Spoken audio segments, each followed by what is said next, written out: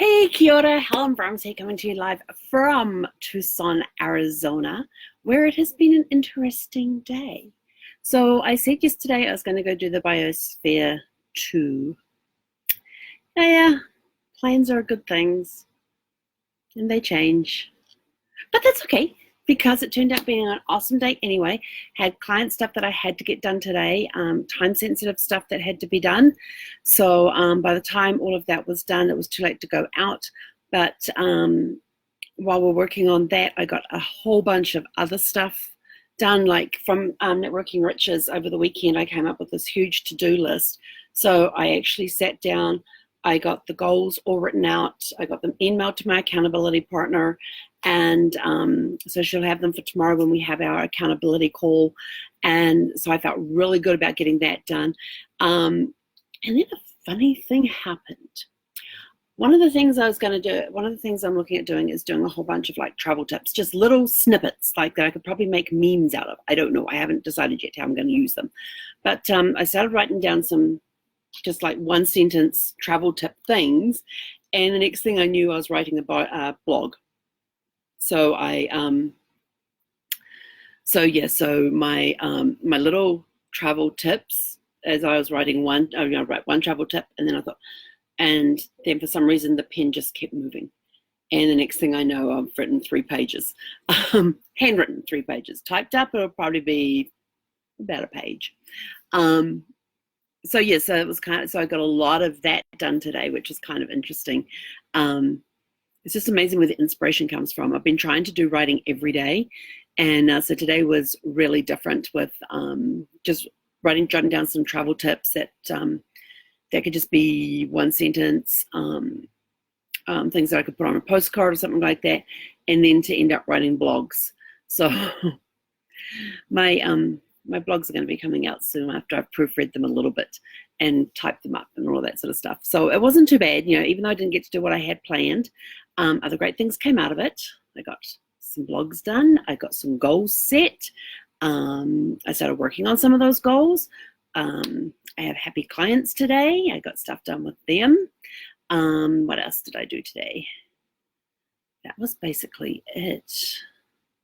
Yeah, so it's just been a really quiet day as far as, I don't know. I was going to say a quiet day, but it hasn't really been a quiet day. It's been a very productive day. So I've got it all worked out. I know what I have to.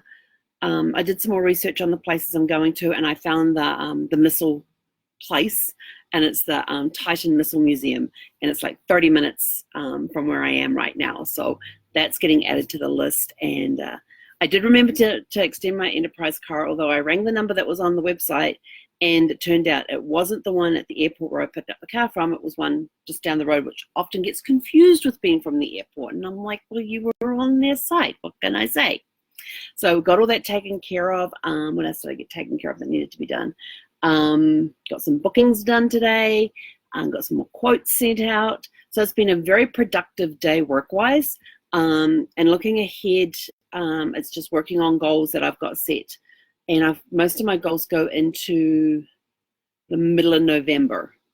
So I like doing short-term goals, because when you do rather than having the long 5-year plan, I kind of, that's, because the best laid plans of mice and men will change. Plans change, goals change, circumstances change. So I like to do short goals, just nice little short goals that will, keep the momentum going. Jason just put here that rental car crap happens to me all the time. I totally agree. But I have been extended through to, I put it down for Tuesday morning, which means I can return it as late as they're open, which I think is like 9 p.m. at night. And the Lyft and Uber stuff is like right outside their door, which is awesome, because I can get that there. And so I did some more research, like the Titan Missile Museum. I got to book that in advance. The Pima Air and Space Museum, I got to book that in advance. So I've got to figure out which days I'm definitely going to go and get them booked. And then worked out times for the Biosphere when they open, what time they start the tours, all that sort of stuff. And then the OK Corral down in Tombstone there, they've got this whole thing for $10. So for $10, you get, I wrote this down in my little book, you get to see the OK Corral historic area. So they've got this like laid out where everything was. You get to see the gunfight. You get to see the Historama, which is a 26-minute presentation with Vincent Peale narrating it, and it starts every hour on the hour. And you get to go to Tombstone Epitaph, which is their newspaper, and when you're there, you get to get a free copy of the actual newspaper that ran the day of the that ran the article about the gunfight 138 years ago. So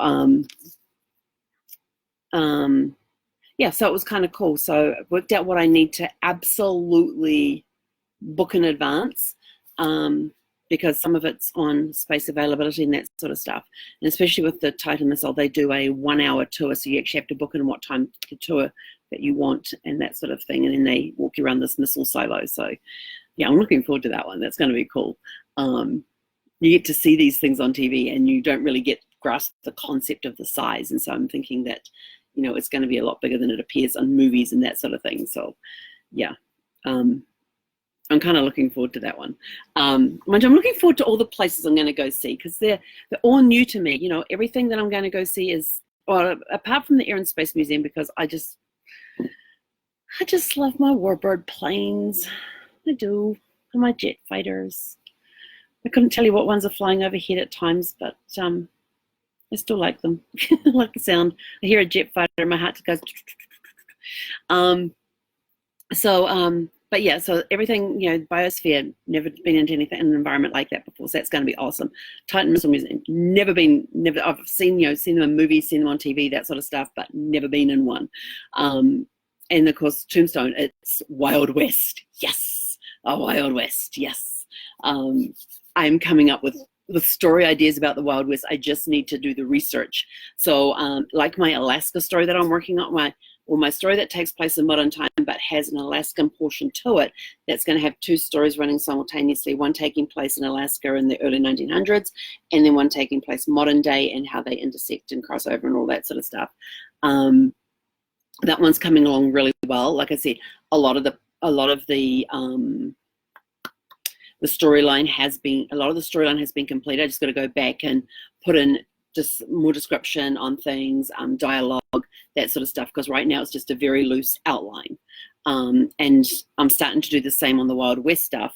I still have research to do on the Alaska one, and of course I have a lot of research to do on the Wild West. So I'm looking forward to learning more about this area of the Wild West and stuff, and how the gun. I mean, I was reading it online and all that sort of stuff. I thought, yeah, you can only read so much, but it's always fun to hear people, because I'm kind of a little bit kinesthetic with learning. So I need the hearing and the seeing and the touching and the feeling. So to actually be able to be there and walk among the area where the gunfight in the OK Corral. It wasn't actually in the OK Corral. It was outside the OK Corral where the gunfight took place. I guess they just call it the gunfight of the OK Corral because that was the closest landmark. Who knows? But I'm curious to go down there, walk around the area, get the size of the place and all that sort of stuff.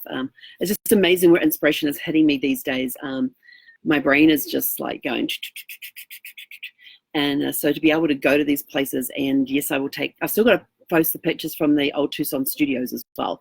There was some, so I must get that done, and then I'll be able to, hopefully, I don't know what reception is going to be like at these places, so if I can, I will do lives. If I can't, I'll do videos and post them, along with photographs and that sort of stuff too. So yeah, so I have the rental car now through Tuesday morning, and then Tuesday I head up to Mesa, just there in the Phoenix area, because I'm also going to spend a day at Apache Junction, which is like 15-20 minutes from where I'll be staying in Mesa. And I was going to drive up from here, but it's like a 2.5 hour drive each way, and I was like, yeah, no. And then on, what day is it? The 7th, Thursday, I get to go to a training session where I get to meet people from different, and I'm quickly trying to find my piece of paper, get to meet people from the tourism boards for New Zealand, Australia, Tahiti. Oh, here it is. Let's see. So on the 7th, I'm going to meet with tourism boards for Australia, New Zealand, Tahiti, Thailand, Taiwan, Hong Kong, Korea, South Africa, and Kenya. So if you have any questions about those areas that you'd like to visit in 2020, let me know and we will ask them the questions. Just send me a private message and I'll be more than happy to take the questions to the tourism boards representatives that I'm going to be meeting with on the 7th of November in Phoenix. So that's going to be awesome. And I'm really looking forward to that too, because get to meet some different people in a different area, because I'm not going to make it, I don't think I'm going to make it back to San Diego by the 14th for the one that's happening there.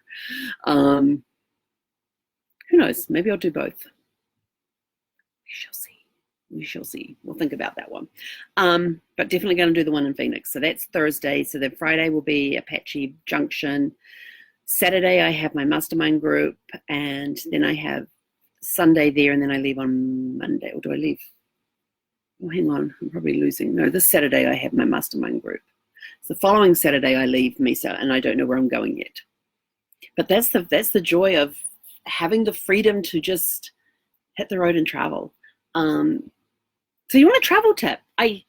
Where's my travel tips gone? Hang on. I had a list here. So one of the travel tips that I put down was plan it, make it a priority. If you want to travel, pull out your calendar, figure out when you're going to do it, and put it on the calendar. Simple as that. And then that's your first thing, because now you've committed to going on the travel because it's now in your calendar. And then you start the next step of, where do I want to go? So the first thing you're going to do is go grab your 2020 calendar, and you're going to have a look at it, and you're going to work out. If you're by yourself, it's pretty easy. But if you've got a couple, if there is a couple, if you are a family, sit down and work out when is the best time to go. And remember, when schools are out is busy season. So if you homeschool your kids, go in the off season, go in the times when the kids aren't, when school is in session, because travel is the best gift you can give a kid. Besides the quality, I mean, the things that come out for the family when they travel together, you get quality time with your kids. You get to explore new things, do great adventures together, have amazing experiences. It's just such a fun time. I remember many of the vacations that my parents used to take us kids on. We'd go stay in camping grounds and stuff and go and explore the local areas and things, and just it was amazing, the history and the culture that we got to learn about New Zealand as we traveled around it. It was phenomenal. And we grew up together as a close family. We were always moving, like every 2 to 3 years, except for when I hit high school. We actually stayed in place for a number of years. So I was actually able to do high school in one place. But up until then, I'd been moving like every 2 to 3 years.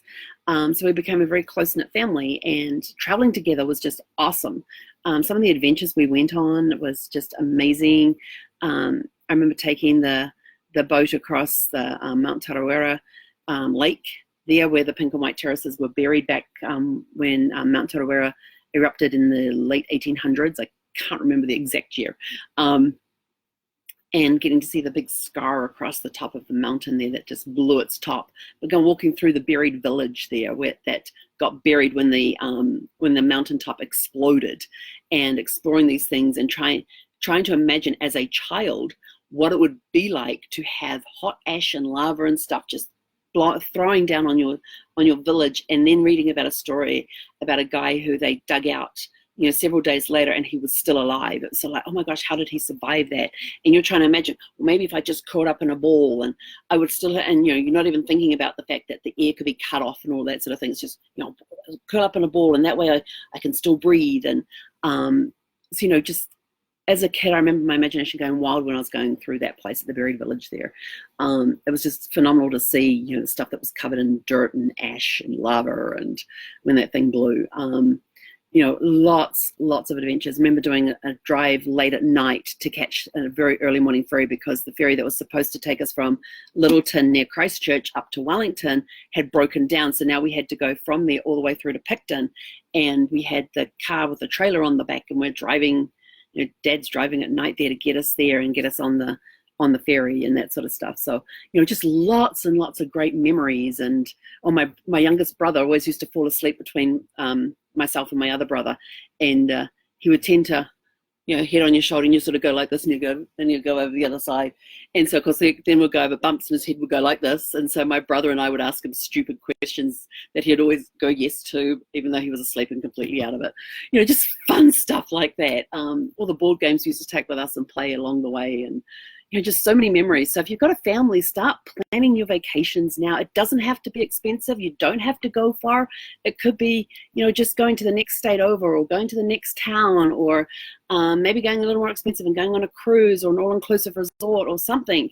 Just go explore with your kids. Go have fun. There's plenty of camping grounds around that have cabins. I mean, I'm staying at a KOA campground right now, and they have a awesome membership, and I think it's like $80 a year I paid for it. But they have cabins. So if you don't have a caravan or something, and the cabins are pretty cheap, and you're in these great campgrounds that have these awesome, most of them have awesome kid programs involved as well. But take the time, look around. What can you go do together as a family? What can you do together as a couple? It could be taking a long weekend away. Brad and I, one time, we did a weekend from Virginia. We drove from our place in Northern Virginia, and we drove an hour west to West Virginia and stayed at this bed and breakfast in Charlestown, which was named after George Washington's brother. And we stayed on land that had actually been owned by George Washington's family. And so and the guy who owned the bed and breakfast was a huge historian. We had a phenomenal weekend. We went up to Harper's Ferry and saw all the stuff up there. We found this great old soda place with the soda fountain thingies. Name totally escapes me. But the old style cafes with the soda fountains and stuff.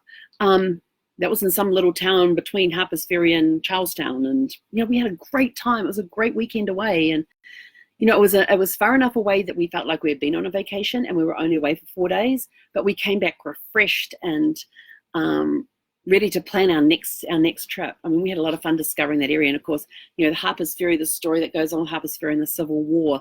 And we came across this great big stone that was outside the courthouse that just had this date etched on it. So we took a picture of that so we could look up the date later on to find out what it was. And I think that was the day that John Smith was hung, was the date that was on there. I can't remember now. I'd have to go back in my albums and have a look. But, just... there's so much that you can see and do around the area. What are your interests? Go find something in that. There's just so much around. So pull out your calendars for 2020. This is your assignment for tonight. Pull out your calendars for 2020 and start blocking in vacations, whether it's a 4-day weekend, just a normal weekend getaway, like leave on the Friday, come back Sunday evening, whether it's a week-long vacation, whether it's a 2-week vacation, whether you're going to splurge and go on a 4-week vacation. Oh my gosh. Are you going to do a cruise? Are you going to do land? Are you going to go to the next state over? Are you going to do a road trip? What do you want to do for your next vacation? What's on your bucket list that you want to go do, that you want to see, you want to experience? Get out there and do it, because life is short. It doesn't matter what you own. I mean, I'm living in an RV and having the time of my life, and I don't have crap around me. The only stuff I have in there is what I need, because I don't have room for anything else. Yes, I do have a storage unit with stuff in it that I couldn't get rid of at the time, but that's going to be getting cleared out over the next 3 to 4 months. So it's sort of like, they're just things. Do we need things, or is it better to get to collect the memories and have those experiences? Those are the things that count. It's when you're looking at regrets, and I remember when Brad was in hospital before we brought him home, how one of the palliative care people came in, and she was sitting there and just talking with us, and she turns around and says, do you have any regrets? And his regrets were that he didn't get to travel more, he didn't get to have more experiences. It wasn't the stuff that he had accumulated, it was the family time, the quality time. One of his biggest regrets was not getting to see his grandkids grow up. See the current grandkid that he had and any future grandkids. He wouldn't get to see them grow up and see the awesome people that they would become. It was things like that. It was all related around family and having that quality time together and sharing those experiences and exploring more. It was all around that. It wasn't around collecting things. It wasn't around working long hours. it was that quality family time. That's what he wanted to see the most, and watching grandkids grow up. Those were his biggest regrets. So remember, pull out your calendar for 2020, get some stuff on there for places that for time you want to take off. If you want me to help you plan things, I am awesome at planning vacations. If you want to do a surprise vacation for your spouse or your loved one, let me know, because I am the queen of surprises. Just ask my parents. They've been on the butt end of most of my surprises a long time. And they actually got to help participate in one back Christmas last year, which was awesome. And they absolutely had a blast. So, yeah, seeing the look on my brother's face when he hadn't seen me for 3 years, 3.5, when we hadn't seen each other for 3.5 years was awesome. And my parents were just giddy with excitement because they actually got to participate in a surprise rather than being the surprisee. But get it on your calendar, give us a call, private message me, and let's get you planning. Let's just start the process of, here's the time I want to take off. Where can I go during this time? What's on your bucket list so we can help narrow it down a little bit. And let's just start the looking process. Let's just start the looking process. All we're going to do is start looking, because once you get into the thing of what you want to do, then we set the goal and we go for it. Have a super fantastic sparkling evening. I have no idea what I'm doing tomorrow. I will figure it out in the morning when I wake up. I've got to figure out which ones I've got to book in advance first and see if I can still book on the same day. But I will let you know tomorrow night what I get up to tomorrow. Have a super fantastic sparkling evening, and we shall see you tomorrow. He konera.